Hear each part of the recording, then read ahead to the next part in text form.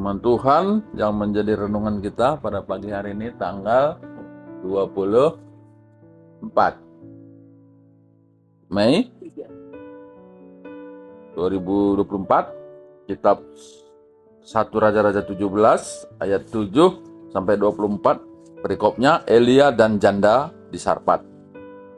Tetapi sesudah beberapa waktu sungai itu menjadi kering, sebab hujan tiada turun di negeri itu. Maka datanglah firman Tuhan kepada Elia, bersiaplah, pergi ke Sarfat yang termasuk wilayah Sidon, dan diamlah di sana. Ketahuilah aku telah memerintahkan seorang janda untuk memberi engkau makan. Sesudah itu ia bersiap, lalu pergi ke Sarfat. Setelah ia sampai ke pintu gerbang kota itu, tampaklah di sana seorang janda sedang mengumpulkan kayu api.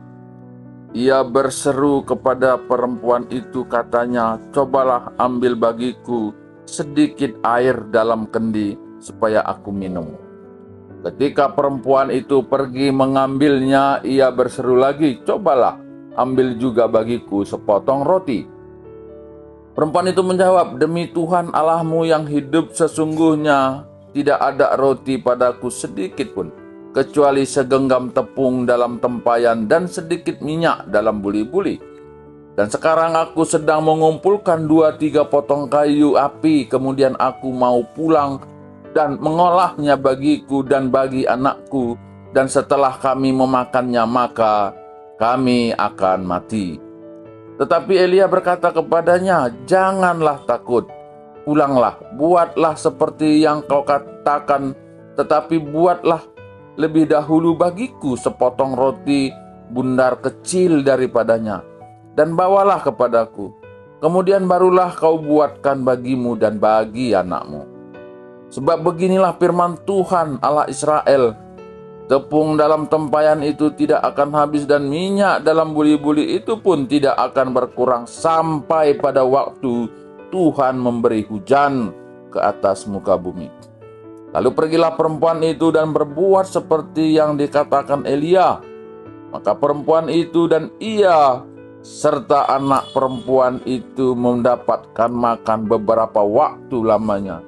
Tepung dalam tempayan itu tidak habis dan minyak dalam buli-buli itu tidak berkurang, seperti firman Tuhan yang diucapkannya dengan perantaraan Elia. Sesudah itu anak dari perempuan pemilik rumah itu jatuh sakit, dan sakitnya itu sangat keras sampai tidak ada napasnya lagi. Kata perempuan itu kepada Elia, "Apakah maksudmu datang kemari, ya abdi Allah? Singgahlah engkau kepadaku untuk mengingatkan kesalahanku dan untuk menyebabkan anakku mati." Kata Elia kepadanya, "Berikanlah anakmu itu kepadaku." Elia mengambilnya dari pangkuan perempuan itu dan membawanya naik ke kamarnya di atas dan membaringkan anak itu di tempat tidurnya. Sesudah itu ia berseru kepada Tuhan, katanya, "Ya Tuhan Allahku, apakah engkau menimpakan kemalangan ini atas janda ini juga, yang menerima aku sebagai penumpang dengan membunuh anaknya?" Lalu ia menganjurkan badannya di atas anak itu 3 kali dan berseru kepada Tuhan, katanya, "Ya Tuhan Allahku, pulangkanlah kiranya nyawa anak ini ke dalam tubuhnya." Tuhan mendengarkan permintaan Elia itu, dan nyawa anak itu pulang ke dalam tubuhnya sehingga ia hidup kembali. Elia mengambil anak itu, ia membawanya turun dari kamar atas ke dalam rumah dan memberikannya kepada ibunya. Kata Elia, "Ini anakmu, ia sudah hidup." Kemudian kata perempuan itu kepada Elia, "Sekarang aku tahu bahwa engkau abdi Allah, dan firman Tuhan yang kau ucapkan itu adalah benar." Ya, jadi ini lanjutan dari kondisi Israel utara yang dipimpin oleh Raja Ahab, dan Elia sudah menyampaikan akibat dari kejahatan yang dilakukan raja, maka timbul kekeringan, tidak akan turun hujan. Yang pada waktu itu setelah Elia menyampaikan kepada raja, kemudian Tuhan menyuruh dia pergi ke satu tempat di Kerit, ya, di sungai Kerit, dan dia berdiam di situ. Tapi oleh karena hujan tidak turun sekian lama, air itu pun kering, dan tentu perlulah makan dan minum. Maka Tuhan juga berseru untuk pergi ke Sarpat. Dan di sana ada seorang janda. Dan Elia pun kembali lagi pergi ke sana. Nah, apa yang menjadi perenungan bagi kita dalam perikop ini juga? Seringkali hamba-hamba Tuhan itu hanya mengerti firman Tuhan, menjalankan firman Tuhan. Tapi apakah firman itu hidup di dalam kehidupannya? Tuhan banyak bercerita tentang kuasanya. Dan kuasa itu juga sudah diberikan kepada kita. Tapi ketika kuasa itu tidak kelihatan, apakah itu artinya? Mungkin kurang taat. Ya. Terutama kita, pendeta-pendeta GBKP, banyak bercerita tentang firman Tuhan. Tapi kuasa Tuhan tidak kelihatan. Nah, sama seperti apa yang kita lihat dalam perikop ini. Elia tidak hanya melakukan firman Tuhan, tapi dia juga melihat kuasa Tuhan. Ya. Nah, kemudian dia pergi ke seorang janda di Sarpat. Dan dalam dialog itu dia meminta air. Dan kemudian dia meminta sepotong roti. Nah, kemudian apa yang dikatakan oleh si janda itu, bahwa hanya tinggal sedikit dan itu pun untuk aku dan anakku dan untuk 1 hari dan kemudian kami mati. Tapi Elia menyampaikan firman Tuhan yang katanya, berikanlah itu kepadaku, maka tepung dan minyak itu tidak akan pernah habis. Nah, di sini juga kita dibawa bagaimana kita meyakini satu firman Tuhan dalam kehidupan kita.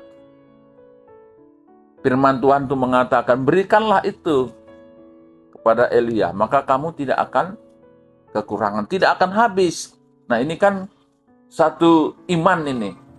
Apakah dia mau percaya iman itu apa tidak? Dan janda ini menerima firman itu dan dia lakukan walaupun resikonya besar. Yang mestinya dia 2 hari lagi baru mati, tapi dia mungkin hari ini juga akan mati. Karena itu sisa dari untuk hari itu gitu ya. Dan hari itu. Dan kita juga mungkin sering juga mengalami itu ya.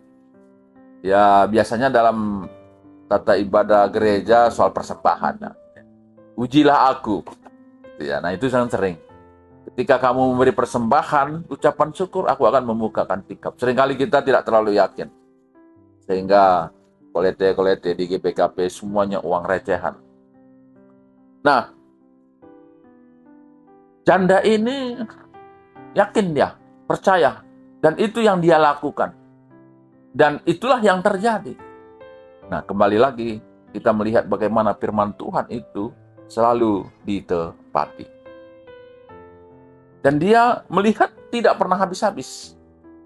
Dan dia hidup beberapa lama lagi, seperti dalam dicatatkan dalam Alkitab. Dan yang kemudian kita lihat bagaimana yang terjadi lagi di dalam kehidupan janda ini. Anaknya itu sakit. Anaknya itu sakit.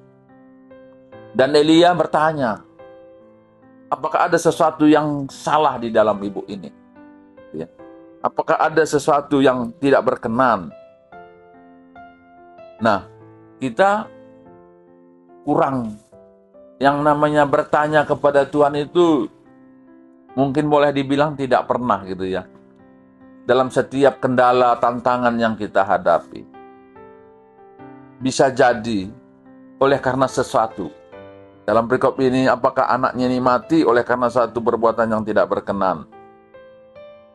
Ya, apakah sesuatu, ya Tuhan Allahku, apakah engkau menimpakan kemalangan ini atas janda ini juga, yang menerima aku sebagai penumpang dengan membunuh anaknya? Ya. Nah, Elia berseru bahwa menurut Elia patut sebetulnya gitu ya, Tuhan memberkati oleh karena dia menerima hamba Tuhan. Nah, jadi kalau hamba itu, kalau dulu kalau ada utusan dibilangnya, utusan dari satu kerajaan ke kerajaan yang lain, utusan itu sangat dihormatin. Kenapa? Karena itulah yang mewakili raja. Nah, jadi utusan ini, Elia mengatakan dia itu utusan adalah wakil dari Tuhan. Apakah engkau menimpakan? Nah, jadi patut sebetulnya ya dia memberi berkat itu. Ya, tentu ini juga yang kita pahami sampai sekarang lah. Percayalah bahwa ketika kita menghormati orang-orang yang memberitakan firman Tuhan, pemberita Injil, pertua dan pandita, dan orang-orang yang dipakai Tuhan luar biasa, orang akan merespon dengan positif. Kita lihat bagaimana Simon Andi pergi ke Samosir sana. Bupati aja yang datang nggak ada seperti itu. Tapi karena ini adalah utusan Allah, orang-orang yang dipakai Tuhan, semua berdatangan dari pojok manapun. Karena orang berseru, puji Tuhan, haleluya. Nah itu. Nah kemudian dalam perikop ini, apa yang kita lakukan, apa yang dilakukan oleh Elia? Elia memohon. Dan ini ya juga yang mungkin seringkali dipakai juga oleh warga gereja. Seringkali warga gereja jemaat itu merasa kurang berkenan di hadapan Tuhan, sehingga dia mohon pendeta-pendeta untuk mendoakannya. Pendeta-pendeta itu mendoakannya. Tapi kita lihat dalam perikop ini, sebetulnya Yesus itu sudah berbicara kepada murid-murid dan kepada jemaat di Yerusalem. Bahwa ketika engkau percaya, apa yang aku lakukan ini, kamu bisa lakukan. Malah bisa lebih dari apa yang aku lakukan. Artinya ketika Yesus mempertunjukkan kuasanya itu, kuasanya itu juga sudah diberikan kepada siapapun yang percaya. Dan itu pun bisa dilakukan. Maka itu yang terjadi pada murid-murid. Ketika Yesus mengajar dan memberikan mujizat kesembuhan orang yang lumpuh berjalan. Dan itu juga yang terjadi pada murid-murid.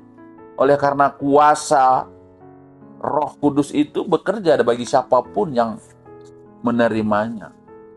Tapi kita di GBKP kurang mengerti, kurang memahami ini. Sehingga kita pikir hanya menyampaikan firman Tuhan cukup.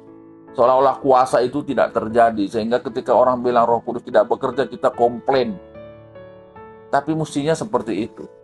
Ketika Tuhan Yesus melakukan pelayanan firman dan melakukan penyembuhan, itu juga yang terjadi pada murid-murid setelahnya. Artinya bahwa kuasa itu diberikan tidak hanya Roh Kudusnya saja, tapi kuasanya itu pun diberikan. Dan sampai sekarang ini, kuasa apakah yang terjadi, atau kuasa apakah yang dilakukan oleh Simon Andi, itu kuasa Tuhan. Yang sudah diberikan kepada ajar-ajar, pada murid-murid yang 12. Kemudian pada murid-murid yang sekarang ini. Jadi marilah kita pun jemaat Tuhan, supaya bergerak ke sana. Jadi perayakan mankrina kalak sitek. Maka kuasa Tuhan itu juga bisa kita gunakan oleh karena sudah diberikan. Persoalannya bagaimanakah kita bisa menggunakan itu? Nah, perlu pembelajaran. Perlu pengkaderan sebetulnya. Ya. Nah, GBKP juga pernah melakukan seminar okultisme, praktek pelepasan.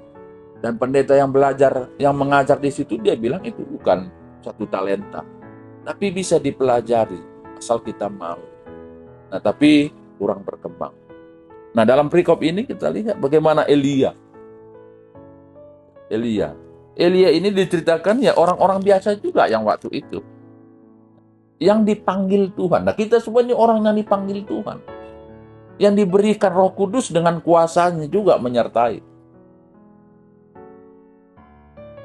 Dan dalam perikop ini Nabi Elia melakukan itu. Nah, ini jauh sebelum Kristus lahir. Kuasa Tuhan itu terjadi dengan doanya dan terjadi mujizat, orang yang mati dihidupkan. Dan saya kira kita inilah juga ala Elia era sekarang. Marilah kita mengejar itu ya, mengejar.